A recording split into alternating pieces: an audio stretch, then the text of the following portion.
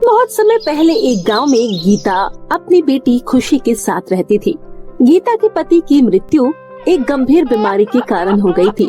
गीता अपनी बेटी के अच्छे पालन पोषण और उसकी अच्छी शिक्षा के लिए बैग बनाने का काम किया करती थी और उसी से अपनी बेटी की पढ़ाई लिखाई का खर्चा आदि निकाला करती थी। एक दिन गीता अपनी दुकान पर बैग बना रही होती है, तभी उसकी दुकान पर खुशी आ जाती है। क्या हुआ बेटा, आज तो स्कूल से बहुत जल्दी आ गई। माँ, आज हमारे स्कूल में एनुअल फंक्शन था, जिसकी वजह से आज हमारे स्कूल में जल्दी छुट्टी हो गई। पर माँ, आप मुझे इतनी ज्यादा परेशान क्यों लग रही हो?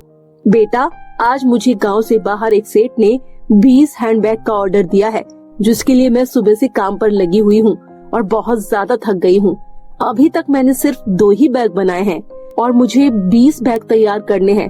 पता नहीं मैं पूरे कर पाऊंगी भी या नहीं। आपकी तबीयत बहुत खराब लग रही है मुझे, इसीलिए आप घर जाकर आराम करिए। मैं सभी बैग बनाकर तैयार कर दूंगी। बेटा, तुझे बैग बनाना कहाँ आता है?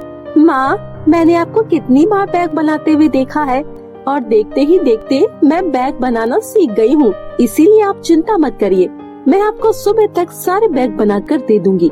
लेकिन वो बेटा, लेकिन वेकिन कुछ नहीं माँ, आप जाकर आराम करिए और यहाँ की चिंता बिल्कुल छोड़ दीजिए। यहाँ पर मैं सब कुछ संभाल लूंगी। खुशी के इतना बोलने के बाद गीता दुकान से घर की ओर चली जाती है। घर जाके गीता दवाई खाकर आराम करती है। वहीं दूसरी ओर खुशी सेठ के दिए हुए ऑर्डर के लिए पूरी रात जाग करके सभी बैग तैयार करती है। वहीं अब दूसरे दिन गीता जब दुकान पर पहुंचती है, खुशी बेटा, तूने तो कमाल ही कर दिया।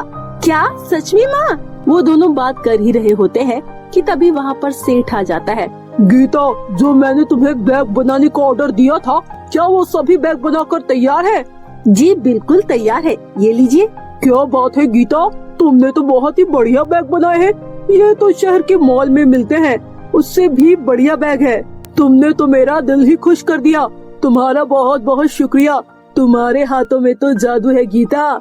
सेठ जी, ये बैग मैंने नहीं बनाए हैं, ये बैग तो खुशी ने बनाए हैं। बेटा, तुम्हारा भविष्य उज्जवल हो। इतनी छोटी सी उम्र में तुमने बहुत ही कलाकारी का काम किया है। भगवान करे कि तुम अपने भविष्य में बहुत ही कामयाब लड़की बनो। सेठ के इतना बोलने के बाद वो वहाँ से चला जाता है। ऐसे ही दिन बीत रहे होते हैं और अब गीता की तबीयत बहुत ज्यादा खराब रहने लगती है, जिस वजह से वो काम भी सही से नहीं कर पाती। इसीलिए खुशी स्कूल से आकर के अपनी माँ गीता के कामों में हाथ बटा दिया करती थी। लेकिन एक दिन अचानक, खुशी बेटा, इधर आओ, मेरे पास अब ज्यादा समय नहीं है। मुझे ऐसा लगता है कि अब मेरे जाने का समय आ गया है। माँ, आप ऐसा क्यों बोल रही हो? मैं अभी दवाई लेकर आती हूँ, आप बिल्कुल ठीक हो जाएंगी, आपको कुछ भी नहीं होगा। माँ, बेटा, अलमारी के ऊपर एक बक्सा रखा हुआ है। ये बक्सा तुम्हें तब खोलना जब तुम्हें ऐसा लगे कि अब तुम्हारे पास इस मुसीबत से निकलने का कोई हल नहीं है। गीता बोलते बोलते ही अचानक अपना दम तोड़ देती है। इसके बाद खुशी फूट फूट कर रोती है और अपनी माँ का अंतिम संस्कार कर देती है। जैसे तैसे खुशी अपनी माँ को संभालती है और अपना पेट पालने के लिए अपनी माँ की दुकान पर ही बैग बनाने का काम करने लगती है और वो साथ ही साथ अपनी पढ़ाई करना भी जारी रखती है। एक दिन खुशी अपनी दुकान पर काम कर रही होती है, तभी उसकी दुकान पर एक बड़ी बिजनेसमैन ईशा अरोड़ा आती है। हेलो खुशी, मेरा नाम ईशा अरोड़ा है। हेलो आंटी, आप मेरा नाम कैसे जानती हो? मैं तो आपसे पहले कभी मिली भी नहीं हूँ। बेटा, मुझे पता है तुम मुझे नहीं जानती, पर मैंने तुम्हारा नाम खूब सुना है। तुमने जिस सेठ को अपने हाथों से बैग बना करके दिए थे, उन बैग को जब मैंने देखा तो मेरा उन पर दिल आ गया। तभी सेठ ने मुझे बताया कि वो बैग तुमने बनाई है। इसके बाद तो सेठ ने मुझे तुम्हारा पता दे दिया। मैं तुमसे यहाँ पर एक बिजनेस की डील करने आई हूँ। हाँ जरूर मैडम, आइए बैठिए, मैं अभी आपके लिए पानी लेकर आती हूँ। इतना बोलने के बाद खुशी उस मैडम को पानी लाकर देती है। बेटा देखो, मैं शहर में एक नया शोरूम खोलने जा रही हूँ, इसीलिए मैं चाहती हूँ कि उस बैग के शोरूम में लेटेस्ट डिजाइन और कुछ हटके डिजाइन भी होने चाहिए। इसीलिए मैं यहाँ तुम्हारे पास आई हूँ। मैं चाहती हूँ कि पहले तो मुझे बैग के कुछ सैंपल दो, जिसके बाद मैं तुम्हें कांटेक्ट दे दूंगी। लेकिन मैडम, मेरे पास अच्छे बैग बनाने के लिए मटेरियल नहीं है। बेटा, तुम उसकी चिंता बिल्कुल मत करो, मैं तुम्हें कुछ रुपए एडवांस में दे रही हूँ, जिससे तुम सैंपल बना सकती हो। ठीक है मैडम, मैं आपको 1 हफ्ते के अंदर सैंपल बनाकर दे दूंगी। इतना बोलने के बाद वो मैडम वहाँ से चली जाती है। खुशी चाहती है कि वो ऑर्डर उसके हाथ से बिल्कुल भी ना निकले।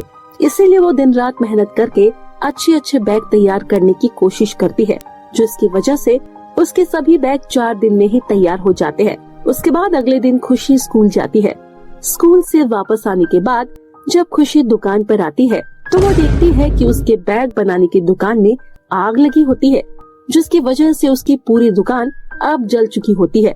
खुशी उसके बाद आस पड़ोस के लोगों से पूछती है तो उसे पता लगता है कि उसकी दुकान में शॉर्ट सर्किट की वजह से आग लग गई होती है।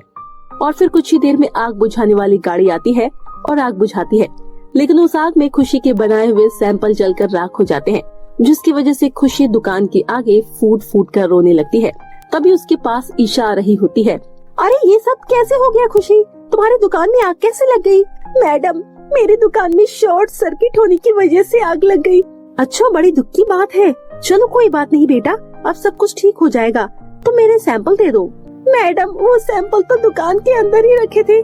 तुम्हारा दिमाग तो खराब नहीं है? मैंने तुम्हें पहले ही एडवांस दिया था ना, तो तुमने ऐसी लापरवाही क्यों करी? मुझे कुछ नहीं पता। या तो तुम मुझे सैंपल ला कर दो या तो मेरे पैसे वापस कर दो।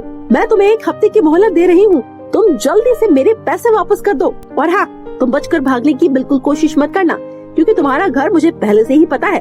तुम मुझसे बिल्कुल भी चालाकी नहीं कर सकती हो। इतना बोलने के बाद ईशा वहाँ से चली जाती है। उसके बाद खुशी जैसे तैसे थोड़ी बहुत जमा पूंजी से अपना कुछ दिन का गुजारा करती है। अरे मैं क्या करूँ, आज तो ईशा मैडम मेरे घर पर आएंगी। मुझे तो कुछ समझ में नहीं आ रहा कि मैं उनके पैसे कैसे वापस करूँ। खुशी इतना सोच ही रही होती है कि तभी उसकी नजर अलमारी के ऊपर रखे बक्से पर जाती है। हाँ, याद आया, माँ ने बोला था कि ये बक्सा मुसीबत में खोलना, और आज मैं मुसीबत में हूँ। यही सही समय है इस बक्से को खोलने का। इतना बोलने के बाद खुशी उस बक्से को खोल देती है, जिसके बाद उस बक्से में से एक परी निकलती है। बोलो बेटा, तुम्हें मुझसे क्या मदद चाहिए? इसके बाद खुशी परी को सारी आपबीती बताती है। खुशी की बात सुनने के बाद परी अपनी छड़ी घुमाती है, जिसके बाद खुशी और परी दोनों बादलों में पहुंच जाते हैं। बादलों में पहुंचते ही खुशी देखती है कि उसके सामने एक चमचमाता बैग का घर होता है।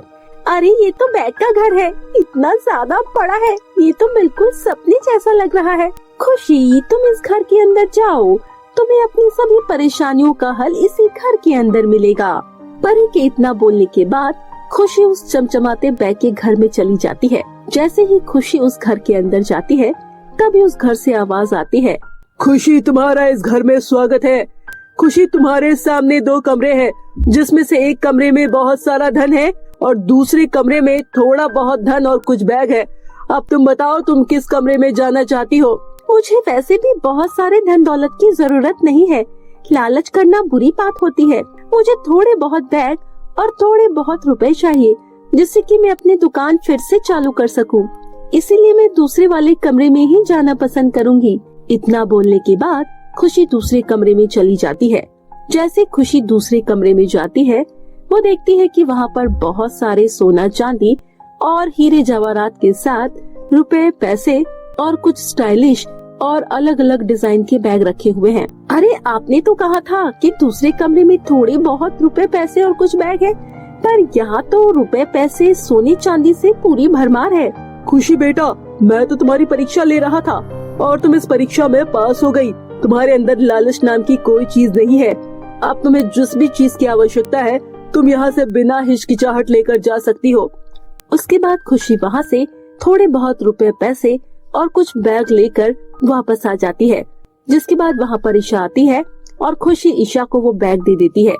ईशा जब वो बैग लेकर चली जाती है, इसके बाद उसकी कंपनी को वो बैग बहुत ही ज्यादा पसंद आते हैं। जिसके बाद ईशा की कंपनी खुशी को एक बहुत बड़ा कॉन्ट्रैक्ट दे देती है और उसके बाद खुशी धीरे धीरे करके एक बहुत ही बड़ी बिजनेसमैन बन जाती है। तो मेरे प्यारे दोस्तों, कैसी लगी आपको हमारी ये कहानी? हमें कमेंट करके जरूर बताएं। और अगर आपको ये कहानी अच्छी लगी हो तो इसे अपने दोस्तों के साथ शेयर करना ना भूलें। फिर मिलती हूँ आपसे एक नई और इंटरेस्टिंग कहानी के साथ। तब तक के लिए बाय बाय दोस्तों।